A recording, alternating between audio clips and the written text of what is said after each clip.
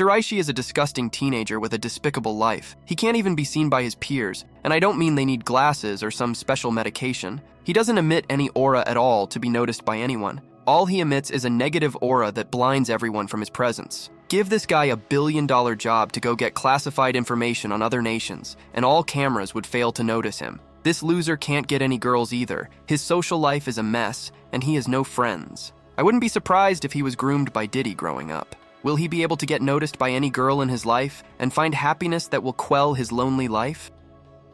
While walking around in class and being unnoticed, Shiraishi gets to his seat, waiting to see what his normally boring life would be like once again on this day. He's approached by someone who he notices has been able to spot him anywhere and every time. Kubo, he called her. She got in behind him and greeted him, noticing the things he was typing on Google. Thankfully, it wasn't anything corn-related like your search engine history. She takes a picture of it and dares him to stand up during class just to test how invisible he was to the whole class. They go at it for a while until the teacher tells him to sit down, and he wonders when the teacher starts noticing him. After the class, she tells him how much fun she had, which he calls her a villain in response. She corrects him, saying she's not a villain but his heroine. She gets called to the next class by her friends and must leave him. When they get done with the class, one of her friends tells her she was able to see Shiraishi twice that day. She even compared him to cryptids like Kappa. How low in life do you have to go to be compared to cryptids? The next day, she comes to sit in front of him, puffing and swelling. He had to ask if he did something wrong, and like all girls everywhere, she expected him to already know what he did. Well, being the typical man, he recounted everything he did from when he woke up till the moment they were sharing. She decides he needs to be punished for not knowing and sits on his legs. As usual, no one notices, but he takes notice of how soft she is and how nice she smells. Hopefully, something soft doesn't get hard and uncomfortable soon enough. She gets up and tells him she forgives him for earlier. He does eventually run off and tries to figure out if she's toying with him or playing games. He asks her, and she lags, saying it's no fun if she tells him. The teacher asks a question, and Kubo stands to answer but says Shiraishi knows the answer. He confesses he doesn't know, but she shows him the answer to it. She tells him she would be counting on him to do the same for her later in the class. Sure enough, she's called upon again, and this time he does come through for her. Before they leave for their houses, she asks if he's on Pine, their iMessage. When he says yes, he leaves after they're interrupted by her friends,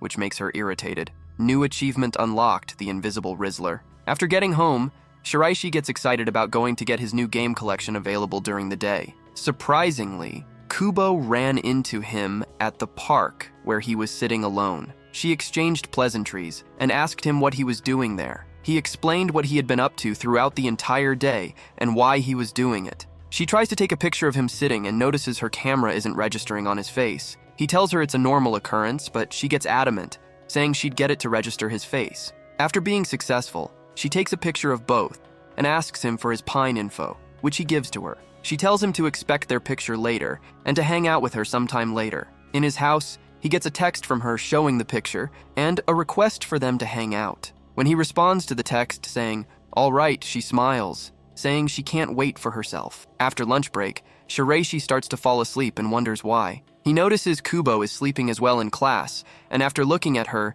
she greets him and goes back into Morpheus's realm. Not only does he have no aura to get people to notice him, but he also has no sporting abilities or endurance whatsoever. After a run in PE, he started panting like a dog waiting to be walked by its owner. To crown his shame, Kubo had to see him wheezing and panting. When she greets him, he jumps back and tells her he's probably stinking because of the sweat. She comes closer to him and takes a sniff at him. She lets him know she's not bothered at all, but he still takes a step back from her. She excuses herself and comes back with a cleaner, which she gives to him and tells him to use. After he uses it to clean himself, she tells him now they smell the same and do match. He stands like a brick wall, not grasping the signals she's throwing. "Do you need a traffic warden to hold your hand to read these signals, boy?" In the changing rooms, Kubo's friends tease her about the smile she's been wearing on her face all day, which even gets bigger when she sees the wipe she gave to Shiraishi. Her friend tries to use it, but she refuses, not revealing why she doesn't want anyone to use it. Once again, Shiraishi is excited to read the latest volume of a book just released. He says goodbye to his mom and heads to the bookstore. Kubo sees him trying to get in and watches in amazement as the dummy gets rejected by the automatic door. Some people come in from behind him, but he still doesn't use the opposite to step in. What a dullard. She takes it upon herself to help him with the door, and it opens at her approach. They both go in, and he tells her about the book he came to get. She shows some interest and tells him to lend her the book once he's done. She follows him home and borrows 3 books from him, and before leaving, she asks what time he leaves for school every day, which she decides to leave a little earlier so they can run into each other the next day. She does run into him without fail and tells him to sit at the park to chat a little. Her friends run into them there, and after a bit of conversation, he walks off to school by himself. Later in the day, when going home, he gets splashed by a car, and Kubo comes from behind him to walk him home, which he was embarrassed about. Upon getting to his house, they say their goodbyes, but as she starts to leave, she notices he is unable to get inside the house. He tells her his mom isn't home, and she offers to let him take a shower in her house, which he refuses at first. They get to her house, and after taking a shower, she hands him his clothes and tells him she already took care of the stains and cleaned them for him. A wife material and more, 1,000 yards. He tells her he'd return her tracksuit later after washing it, then heads home after getting a text from his mom.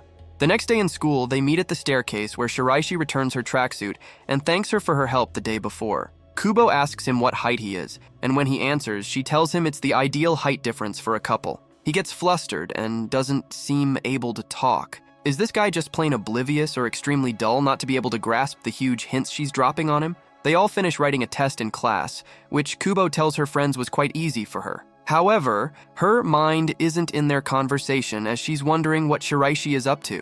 After finishing the test, he just bolted, saying he has plans. Later in the day, a little boy is seen playing in the snow alone. A woman approaches him, asking where his mother is. Shiraishi appears out of nowhere, startling both the woman and me. He says he's watching the kid, who is his little brother. Even though he's freezing, he perseveres because his little bro is having a blast. A blast comes for him in the form of Kubo, who comes behind him once again. She asks him questions about his little brother and if this was the plan he had had earlier. He affirms the question, and she adores his little brother. Seita, the little brother, spots a drink in Kubo's hands and looks at it until she gives it to him. He shares it with both, but Shiraishi only fake drinks it. When Seita leaves, she asks him why he didn't drink and teases him about being embarrassed over an indirect kiss. Shiraishi decides to go to a store that is way out of his convenience, so he is unable to be spotted by anyone he knows. The book he wants to get has a girl in a bikini on the cover. He waits for people to leave, and when they finally do,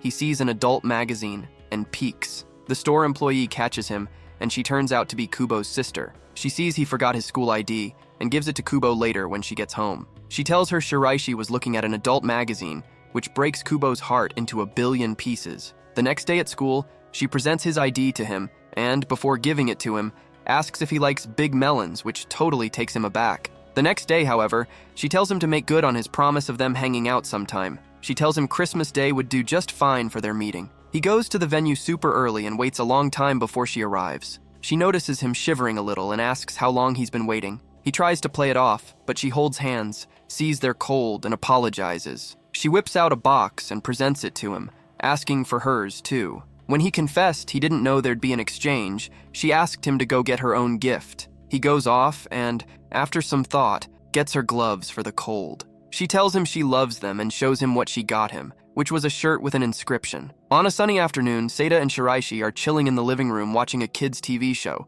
which Seita seems psyched about. He keeps repeating the same word over and over, which tires Shiraishi out, but his mother reminds him he used to be the same. Look at the pot calling the kettle black. Their mom asks him to take Seita out where he keeps trying to copy the transformation pose he saw on TV. Looking around for people, he sees there's no audience and shows Seita the correct pose, which they practice together. His luck runs out when he hears a voice behind him, which turns out to be Kubo with a recording of him doing the pose. In school, he notices something different about Kubo that day, but can't seem to place his mind on it. He tries to avoid everyone in school due to his mismatched socks, but Kubo comes to him to help put up some prints the teacher gave her. He almost forgets about his mismatched socks, but gathers himself at the last minute, which turns out to be a failure as she had already noticed long ago. When she uses a chair to put up the printouts, he notices it's her tights that caused the difference he felt earlier. She teases him about it, making him feel uncomfortable. She asks him to walk with her after school so they can get a hot cup of chocolate. They get to the convenience store,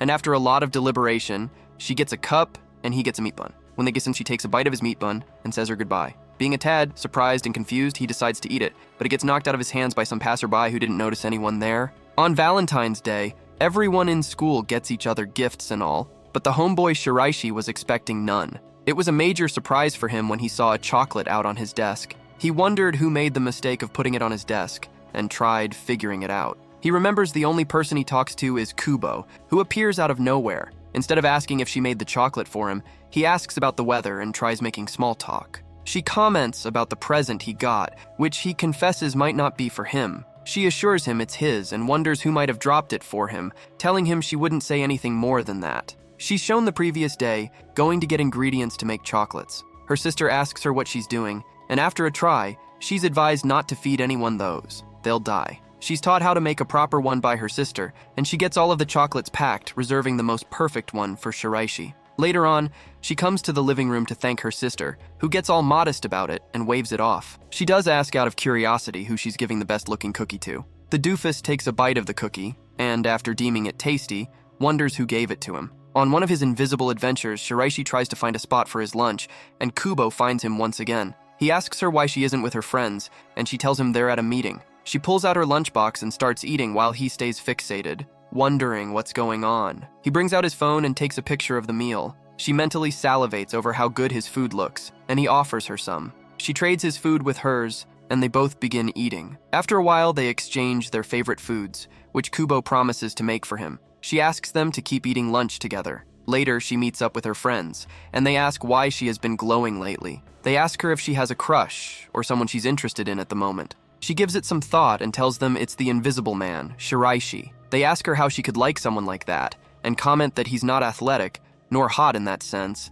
and to crown it all, he's mid-AF. She hushes them, saying that it might be the characteristics of the Shiraishi they know, but she knows all of his good and strong points. She tells them firmly that she doesn't appreciate it when people badmouth him, to which they apologize. One asks what his strong points are, and she tells her it's confidential. Her friend tells her she's being possessive, and asks how she would feel if she saw Shiraishi talking to another girl. This throws her into a state of confusion and deep thought. The next day, Shiraishi tries to see how being the first in class would feel like. He knows no one except Kubo would notice, but he still wanted to see how it would feel. Upon opening the door to the class, he sees no one and feels victorious. It is extinguished just as fast when he hears Kubo's voice, and she explains she had the same idea. She asks him to scoot on his chair and sits on the other half. She puts one of her earphones into his ear, and they both share the music she's listening to until it finishes. She asks him to connect to her earphones too so they can share a song from his playlist together. After a lot of reluctance, he plays a song from the book he mentioned to her that has been adapted into an anime.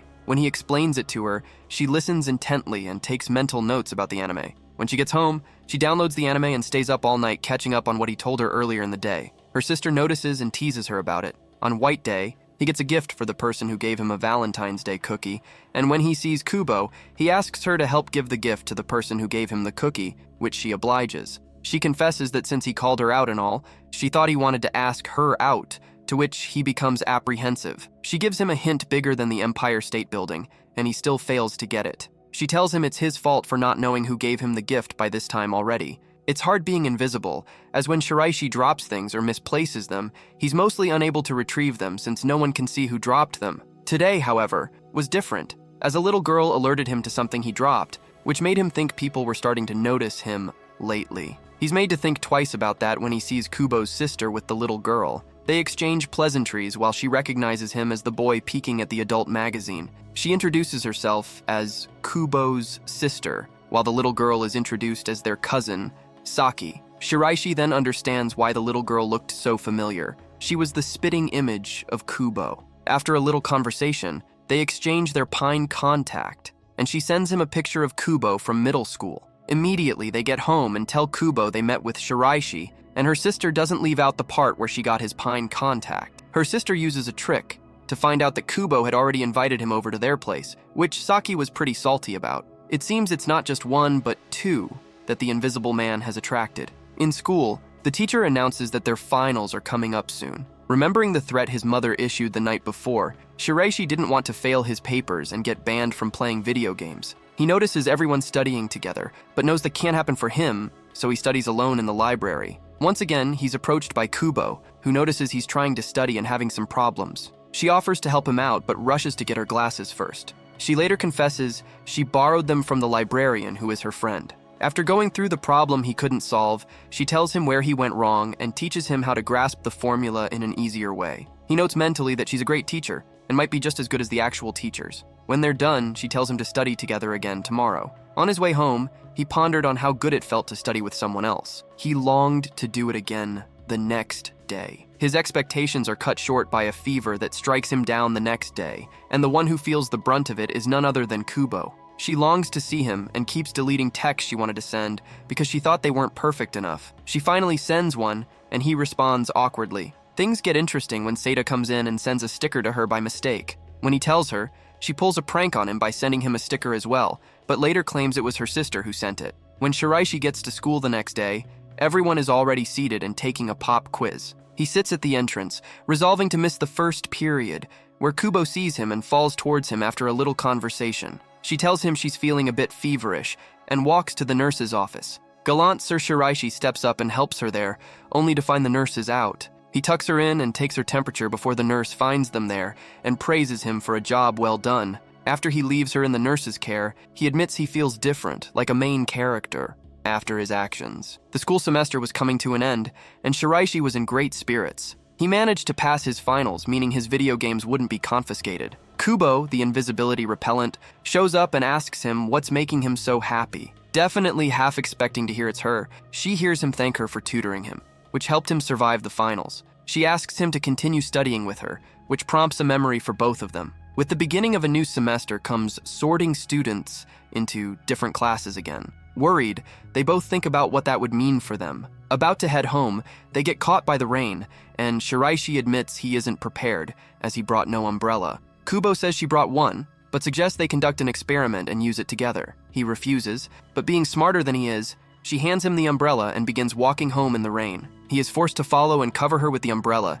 inevitably doing what she wanted in the first place. On the way home, he realizes he fell for her trap when he notices they look like a couple. Unknown to them, her sister spotted them, and when Kubo got home, her sister told her that Saki was coming to visit them the next weekend. The next weekend, Shiraishi sees Saki walking out of a grocery store carrying something heavy. He stops and offers to help her, which she refuses at first, but caves in when he reassures her he would make it seem like she carried it all the way. Back home, Kubo had already started freaking out about Saki's lateness and decided to go out to look for her. On the way out, she gets a text from Shiraishi asking about some ingredients Saki was worried about. On their way back, Saki asks how close he and Kubo are, which he doesn't answer outright. They are met by Kubo, who is asked the same question by Saki. She then asks Shiraishi to say her first name, which he does in embarrassment. Kubo is also asked to say his first name, which she does without any stress at all. During their final day of class, Shiraishi gets so bored that he does something we all relate to.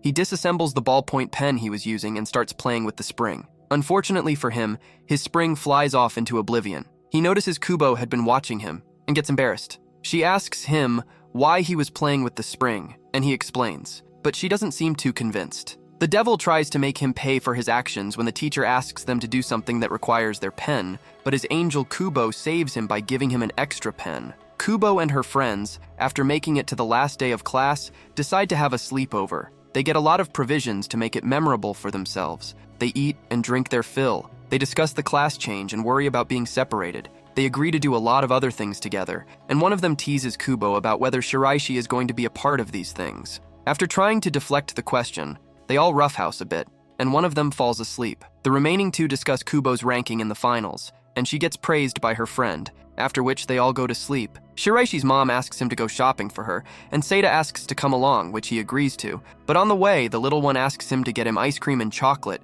which he declines. Kubo, her sister, and Saki all walk home and decide to cook something for lunch. While in the store, Kubo excuses herself, followed by Saki, while their eldest sister sees the cause of their deviation. Who else could it be but the one with the invisibility cloak, master of the Deathly Hallows and death itself, Shiraishi Potter. When they all meet up, Shiraishi says hi to Saki, who stares at him like a bland pot of soup welcoming seasoning. When it's Seida's turn, he runs behind Shiraishi, who is surprised by his actions. Saki goes down to his level, literally, to say hi to him, and in response, the little guy brings out a rock. No, not the Rock of Ages, which is Jesus Christ, but a literal rock made of hardened sand. Akina, Kubo's sister, comes out after spying on them for a while, and after having her fun teasing them, She invites Shiraishi and Seita to their picnic happening the next day. She uses a lot of manipulation to get them to come, playing on their emotional need for her sister and cousin. After getting home, Kubo remembers Shiraishi's favorite meal and gets determined to make it. Saki tries helping her, but in the process, Kubo cuts her finger, which makes Saki upset and beg her to rest from making the hamburger steak. Later on, Akina comes in asking why Saki is cooking alone, and when she's told the reason, she gives a speech that would put motivational speakers to shame. Kubo decides to make the hamburger steak by herself, and after tedious effort, she produces a result. Saki asks to taste it, which Kubo obliges. The next day, they all congregate and move together to the picnic venue, where every little thing amuses Seita. When they get to their spot, they unbox the food, which looks heavenly even from my view. Seita has the time of his life and tries most of the food when he discovers Saki made it. Shiraishi looks at the menu and sees the hamburger steak, which he immediately wants to try, but it looks far away. Being shy, he decides to try something else instead, but Kubo, knowing him well, gives him the hamburger steak. After a bite, he says it's great, and Kubo looks like angels are ministering unto her. Akina, filled with enough alcohol to make a river toxic, gets up and messes with Shiraishi about Kubo's actions. She tries to seduce him in addition to her rambling, which makes her sister pissed. Kubo stands up angrily and walks away from the spot, and Shiraishi follows her with Seita on their tail. Seita, having more sense than the two of them, demands they make up and stop avoiding each other. Shiraishi tries talking to her, but runs out of words after she walks away. Seita saves the day by asking her to make up with him. She returns, and they apologize to each other for what Akina did, how she reacted, and how Shiraishi handled the situation. The new school year starts, and Shiraishi anticipates the changes that would come with it. Change for him means basically everything that has been happening all his life, being invisible and going unnoticed every day by his peers. When he arrives at school, he is blocked by everyone else looking at their class placements. After a long wait, he sees he's in class 2-1 and heads there to see his seating arrangement. He is startled by a voice behind him, which turns out to be Kubo's. Once again, she's found him, and they're stuck in the same class. Kubo also turns out to be his seat partner, which he's thrilled about. She declares they'll be partners for the whole senior year, as third year doesn't get to change classes. During one of their classes, the teacher asks which committee they want to be in. Kubo asks Shiraishi which committee he wants to join, and he responds that he doesn't mind any. She remembers he was in the environmental committee the previous year, and all the flowers bloomed beautifully without anyone tending to them. He confesses that he did get some fulfillment from being on the committee.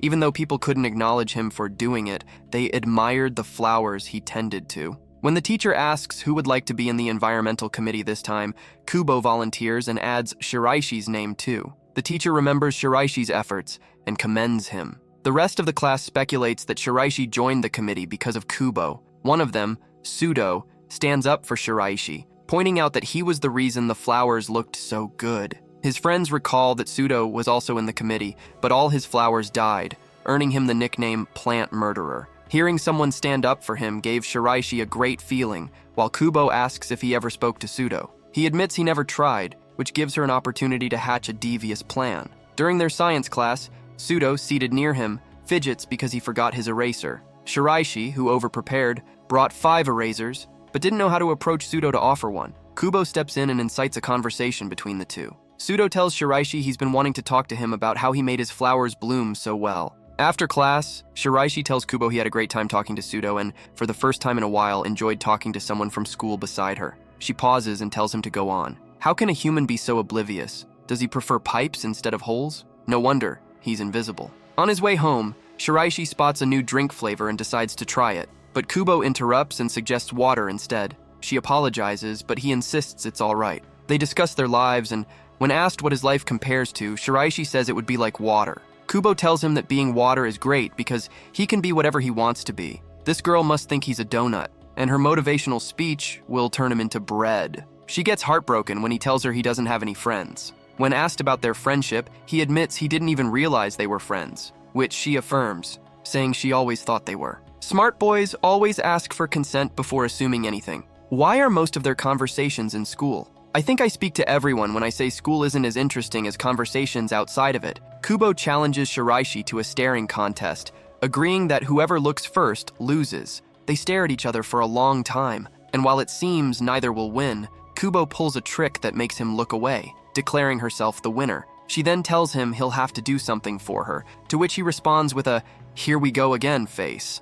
She requests that he say good morning to her first the next day. Being invisible must suck for him, as he gets plastered with chalk dust by one of his classmates who didn't see him standing there. As he tries to get it out of his hair, Kubo shows up again. Seriously, someone needs to put a restricting order on this girl. She's making our boy blush way too much. She helps him with the chalk in his hair and even makes him touch her hair. She then asks what type of hairstyle he likes on a girl, preparing to make the same hairstyle for school the next day. Mr. Oblivious would definitely not notice the breadcrumbs she's leaving. What a thick-skulled dweeb. Their teacher, who should probably break the record for the shortest tutor on Earth, announces that physical day is coming up. Before they leave for home, Shiraishi wonders if he's gotten taller. Kubo comes up to him and tells him he has grown a bit. Doubtful, Shiraishi doesn't agree, so she proposes a test. After confirming he's grown a few inches, she moves very close to him, and he bolts, forgetting he still has her ruler. He decides to return it to her the next day. When they meet up the next morning,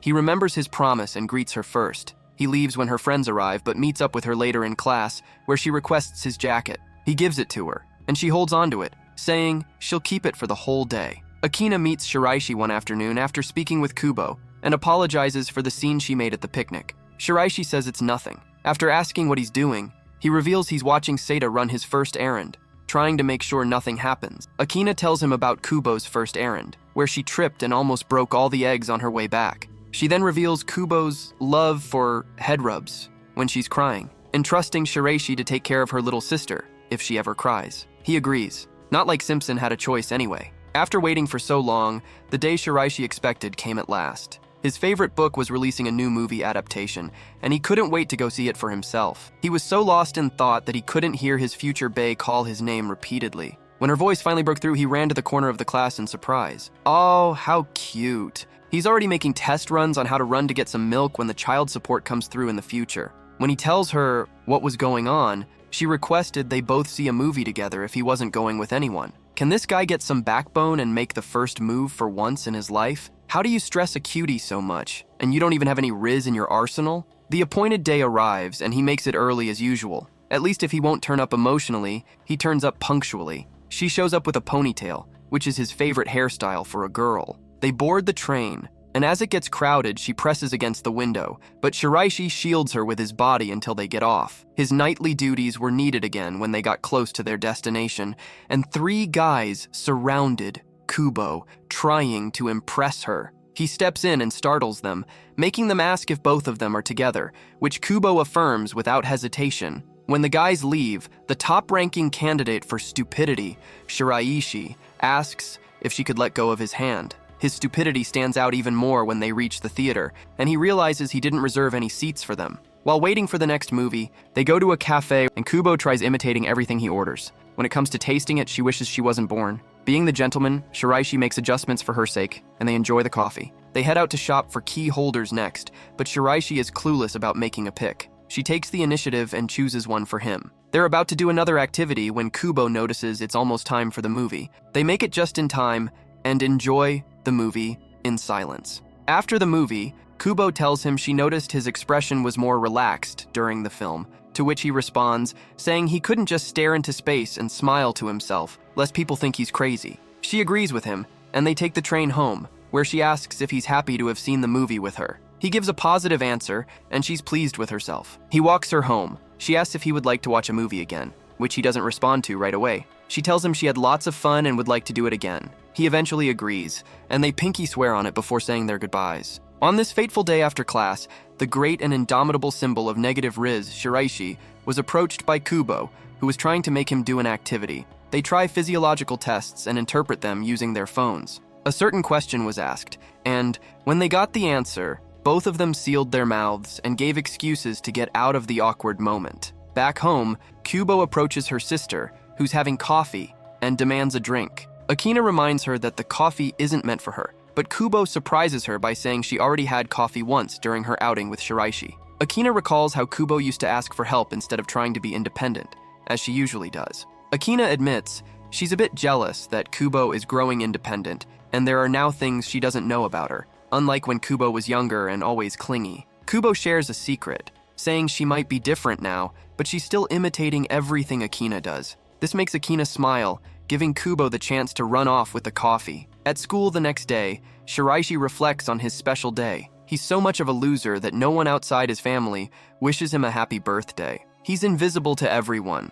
both socially and physically. During class, his stomach rumbles loudly, and everyone laughs at the strange noise. Kubo passes him a snack bar with "Happy Birthday" on it. Absolutely shocked, he asks how she knew, and she admits she saw it when she got his ID from Akina. He then finds a birthday gift under his desk, a cute stuffed animal. He thanks her, and she tells him she'll get him another gift next year. He looks like he's in disbelief. On his way home, Shiraishi wonders how Kubo can spot him so easily. Meanwhile, Kubo reflects on how she became interested in him. It all started when she noticed he was edited into the school picture, even though he was physically present. Her friends told her about his invisibility, piquing her curiosity. She became his seating partner and, after saying hi, saw the incredulous look on his face, making her want to keep engaging with him. From that moment, she decided she would not take her eyes off him, and now she's determined to stay by his side. I really can't wait to notice how this smooth brain life will progress